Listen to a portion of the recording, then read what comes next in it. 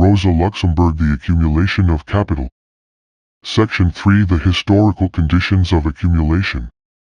Chapter 31. Protective tariffs and accumulation. Imperialism is the political expression of the accumulation of capital in its competitive struggle for what remains still open of the non-capitalist environment. Still the largest part of the world in terms of geography, this remaining field for the expansion of capital is yet insignificant as against the high level of development already attained by the productive forces of capital. Witness the immense masses of capital accumulated in the old countries which seek an outlet for their surplus product and strive to capitalize their surplus value, and the rapid change over to capitalism of the pre-capitalist civilizations. On the international stage, then, capital must take appropriate measures. With the high development of the capitalist countries and their increasingly severe competition in acquiring non-capitalist areas, imperialism grows in lawlessness and violence, both in aggression against the non-capitalist world and in ever more serious conflicts among the competing capitalist countries. But the more violently, ruthlessly and thoroughly imperialism brings about the decline of non-capitalist civilizations, the more rapidly it cuts the very ground from under the feet of capitalist accumulation. Though imperialism is the historical method for prolonging the career of capitalism, it is also a sure means of bringing it to a swift conclusion. This is not to say that capitalist development must be actually driven to this extreme. The mere tendency towards imperialism of itself takes forms which make the final phase of capitalism a period of catastrophe. Classical economics, in its period of storm and stress, had high hopes of a peaceful development of the accumulation of capital and of a trade and industry which can only prosper in times of peace, evolving the orthodox Manchester ideology of the harmony of interests among the world's commercial nations on the one hand, and between capital and labor on the other. These hopes were apparently justified in Europe by the short period of free trade in the 60s and 70s, which was based upon the mistaken doctrine of the English free traders that the only theoretical and practical condition for the accumulation of capital is commodity exchange, that the two are identical. As we have seen, Ricardo and his whole school identified accumulation and its reproductive conditions with simple commodity production and the conditions of simple commodity circulation. This was soon to become even more obvious in the practices of the common free trader. The special interests of the exporting Lancashire cotton manufacturers in Manchester determined the entire line of argument of the Cobden League. Their principal object was to get markets, and it became an article of faith, buy from foreign countries and thus in turn sell our industrial product, our cotton goods, on the new markets. Cobden and Bright demanded free trade and cheaper foodstuffs in particular in the interest of consumption, but the consumer was not the worker who eats the bread, but the capitalist who consumes labor power. This teaching never expressed the interests of capitalist accumulation as a whole. In England herself it was given the lie already in the 40s, when the harmony of interests of the commercial nations in the East were proclaimed to the sound of gunfire in the Opium Wars, which ultimately, by the annexation of Hong Kong, brought about the very opposite of such harmony, a system of spheres of interest. 1. On the European continent, free trade in the 60s did not represent the interests of industrial capital, because the foremost free trade countries of the continent were still predominantly agrarian with a comparatively feeble development of industry. Rather, the policy of free trade was implemented as a means for the political reconstruction of the Central European states. In Germany, under Bismarck and Manteuffel, it was a peculiarly Prussian lever for ousting Austria from the Bund and the Zollverein and to set up the new German Empire under Prussian leadership. Economically speaking, the mainstays of free trade were in this case the interests both of commercial capital, especially in the Hansa towns to whom international trade was vital, and of agrarian consumers. Among industry proper, it was otherwise. The iron industry was won over only with difficulty and in exchange for the abolition of the Rhine tolls. But the cotton industry in southern Germany remained irreconcilable and clung to protective tariffs. In France, most favored nations clause agreements, the basis of the free trade system all over Europe, were concluded by Napoleon III without the consent, and even against the will, of Parliament, industrialists and agrarians, who constituted an absolute majority, being in favor of protective tariffs.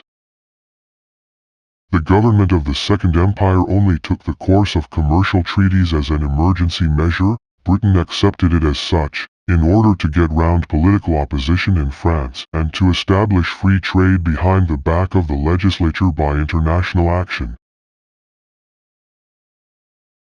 The first principal treaty between England and France simply rode roughshod over public opinion in France.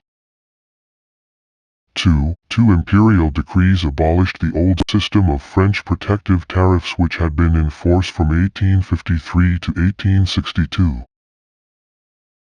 With scant observance of the formalities they were ratified in 1863. In Italy, free trade was a prop of Cavour's policy, depending as it did on French support. Under pressure of public opinion, an inquiry was made in 1870 which revealed that those most intimately concerned were hostile to the policy of free trade. In Russia, finally, the tendency towards free trade in the 60s was but the first step towards creating a broad basis for commodity economy and industry on a large scale, coming at the same time as the abolition of serfdom and the construction of a railway network. 3. Thus the very inception of an international system of free trade shows it to be just a passing phase in the history of capitalist accumulation, and it shows up the fallacy of attributing the general reversion to protective tariffs after the 70s simply to a defensive reaction against English free trade. 4. Such an explanation is vitiated by the fact that both in Germany and France the leaders in the reversion to protective tariffs were the agrarian interests, that the measures were directed not against British, but against American competition, and that not England but Germany constituted the chief danger to the rising home industry in Russia, and France to that in Italy. Nor was Britain's monopoly the cause for the worldwide depression which prevailed since the 70s and induced the desire for protective tariffs. We must look deeper for the reasons responsible for the change of front on the question of protective tariffs. The doctrine of free trade with its delusion about the harmony of interests on the world market corresponded with an outlook which conceived of everything in terms of commodity exchange. It was abandoned just as soon as big industrial capital had become sufficiently established in the principal countries of the European continent to look to the conditions for its accumulation. As against the mutual interests of capitalist countries, these latter bring to the fore the antagonism engendered by the competitive struggle for the non-capitalist environment. When the free trade era opened, Eastern Asia was only just being made accessible by the Chinese wars, and European capital had but begun to make headway in Egypt. In the 80s the policy of expansion became ever stronger, together with a policy of protective tariffs. There was an uninterrupted succession of events during the 80s, the British occupation of Egypt, Germany's colonial conquests in Africa, the French occupation of Tunisia together with the Tonkin expedition, Italy's advances in Assab and Massawa, the Abyssinian War and the creation of a separate Eritrea, and the English conquests in South Africa. The clash between Italy and France over the Tunisian sphere of interest was the characteristic prelude to the Franco-Italian tariff war 7 years later, by which drastic epilogue an end was made to the free trade harmony of interests on the European continent. To monopolize the non-capitalist areas at home and abroad became the war cry of capital, while the free trade policy of the open door specifically represented the peculiar helplessness of non-capitalist countries in the face of international capital and the natural equilibrium which was aimed at by its competition in the preliminary stage of the partial or total occupation of these areas as colonies or spheres of interest. As the oldest capitalist empire, England alone could so far remain loyal to free trade, primarily because she had long had immense possessions of non-capitalist areas as a basis for operations which afforded her almost unlimited opportunities for capitalist accumulation. Until recently, she had thus in fact been beyond the competition of other capitalist countries.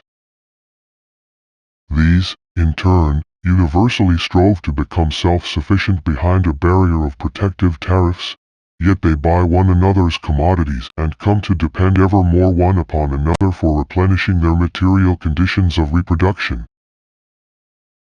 Indeed, protective tariffs have by now completely lost their use for technical development of the productive forces, all too often being the instrument for the artificial conservation of obsolete productive methods. The inherent contradictions of an international policy of protective tariffs, exactly like the dual character of the international loan system, are just a reflection of the historical antagonism which has developed between the dual interests of accumulation, expansion, the realization and capitalization of surplus value on the one hand, and, on the other, an outlook which conceives of everything purely in terms of commodity exchange. This fact is evidenced particularly in that the modern system of high protective tariffs, required by colonial expansion and the increasing inner tension of the capitalist medium, was also instituted with a view to increasing armaments. The reversion to protective tariffs was carried through in Germany as well as in France, Italy, and Russia, together with, and in the interests of, an expansion of the armed services, as the basis for the European competition in armaments which was developing at that time, first on land, and then also at sea. European free trade, with its attendant continental system of infantry, had been superseded by protective tariffs as the foundation and supplement of an imperialist system with a strong bias towards naval power. Thus capitalist accumulation as a whole, as an actual historical process, has two different aspects. One concerns the commodity market and the place where surplus value is produced, the factory, the mine, the agricultural estate. Regarded in this light, accumulation is a purely economic process, with its most important phase a transaction between the capitalist and wage laborer. In both its phases, however, it is confined to the exchange of equivalents and remains within the limits of commodity exchange. Here, in form at any rate, peace, property and equality prevail, and the keen dialectics of scientific analysis were required to reveal how the right of ownership changes in the course of accumulation into appropriation of other people's property, how commodity exchange turns into exploitation and equality becomes class rule. The other aspect of the accumulation of capital concerns the relations between capitalism and the non-capitalist modes of production which start making their appearance on the international stage. Its predominant methods are colonial policy, an international loan system, a policy of spheres of interest, and war. Force, fraud, oppression, looting are openly displayed without any attempt at concealment, and it requires an effort to discover within this tangle of political violence and contests of power the stern laws of the economic process. Bourgeois liberal theory takes into account only the former aspect, the realm of peaceful competition, the marvels of technology and pure commodity exchange. It separates it strictly from the other aspect, the realm of capital's blustering violence which is regarded as more or less incidental to foreign policy and quite independent of the economic sphere of capital. In reality, political power is nothing but a vehicle for the economic process. The conditions for the reproduction of capital provide the organic link between these two aspects of the accumulation of capital. The historical career of capitalism can only be appreciated by taking them together. Sweating blood and filth with every pore from head to toe characterizes not only the birth of capital, but also its progress in the world at every step, and thus capitalism prepares its own downfall under ever more violent contortions and convulsions. Less than last chapter pipe next chapter greater than. Footnotes 1. And not only in England. Even in 1859, a pamphlet, ascribed to Diergaard of Viersen, a factory owner, was disseminated all over Germany, urging that country to make sure of the East Asiatic markets in good time. It advocated the display of military force as the only means for getting commercial advantages from the Japanese and the Eastern Asiatic nations in general. A German fleet, built with the people's small savings, had been a youthful dream, long since brought under the hammer by Hannibal Fischer. Though Prussia had a few ships, her naval power was not impressive. But in order to enter into commercial negotiations with Eastern Asia, it was decided to equip a ship. Graf zu Eulenburg, one of the ablest and most prudent Prussian statesmen, was appointed chief of this mission, which also had scientific objects. Under most difficult conditions he carried out his commission with great skill, and though the plan for simultaneous negotiations with the Hawaiian Islands had to be given up, the mission was otherwise successful. Though the Berlin press of that time knew better, declaring whenever a new difficulty was reported, that it was only to be expected, and denouncing all expenditure on naval demonstrations as a waste of the taxpayers' money, the ministry of the new era remained steadfast, and the harvest of success was reaped by the ministry that followed. 2. Following on the preliminary discussion between Michel Chevalier and Richard Cobden on behalf of the French and English governments, official negotiations were shortly entered upon and were conducted with the greatest secrecy. On January 1, 1860, Napoleon III announced his intentions in a memorandum addressed to M. Foote, the Minister of State. This declaration came like a bolt from the blue. After the events of the past year, the general belief was that no attempt would be made to modify the tariff system before 1861. Feelings ran high, but all the same the treaty was signed on January 23. Auguste Devers, La politique commerciale de la France depuis 1860, Schrift Deverains für Sozialpolitik, vol.51, p.136. 3. Between 1857 and 1868, a revision along liberal lines of the Russian tariffs and the ultimate writing off of the insane system of Cantrin with regard to protective tariffs were a manifestation and corollary of the progressive reforms which the disastrous Crimean Wars had made inevitable. But the reduction of customs duties reflected the concern of the landowning gentry who, both as consumers of foreign goods and as producers of grain for export, were interested in unrestricted commerce between Russia and Western Europe. The champion of agrarian interests, the Free Economic Association stated, during the last 60 years, between 1822 and 1882, agriculture, Russia's largest producer, was brought to a precarious position owing to four great setbacks. These could in every case be directly attributed to excessive tariffs.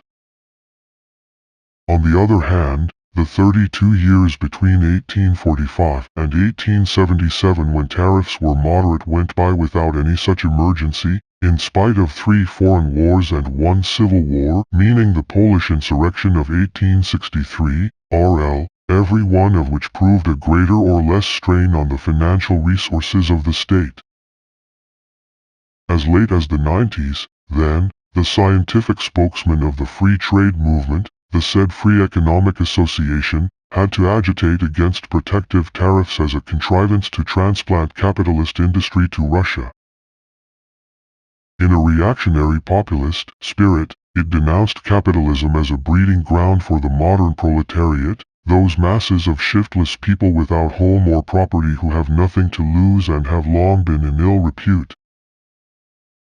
This is proof enough that until most recent times the Russian champions of free trade, or at least of moderate tariffs, did not to any appreciable extent represent the interests of industrial capital.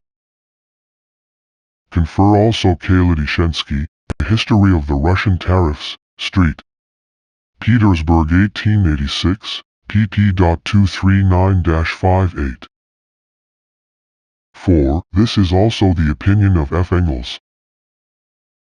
In one of his letters to Napoleon, on June 18, 1892, he writes, English authors, blinded by their patriotic interests, completely fail to grasp why the whole world so stubbornly rejects England's example of free trade and adopts in its place the principle of protective tariffs. Of course, they simply dare not admit even to themselves that the system of protective tariffs, by now almost universal, is merely a defensive measure against English free trade which was instrumental in perfecting England's industrial monopoly. Such a defense policy may be more or less reasonable, in some cases it is downright stupid, as for instance in Germany, who under the system of free trade had become a great industrial power and now imposes protective tariffs on agricultural products and raw materials, thus increasing the cost of her industrial production. In my view, this universal reversion to protective tariffs is not a mere accident but the reaction against England's intolerable industrial monopoly. The form which this reaction takes, as I said before, may be wrong, inadequate and even worse, but its historical necessity seems to me quite clear and obvious.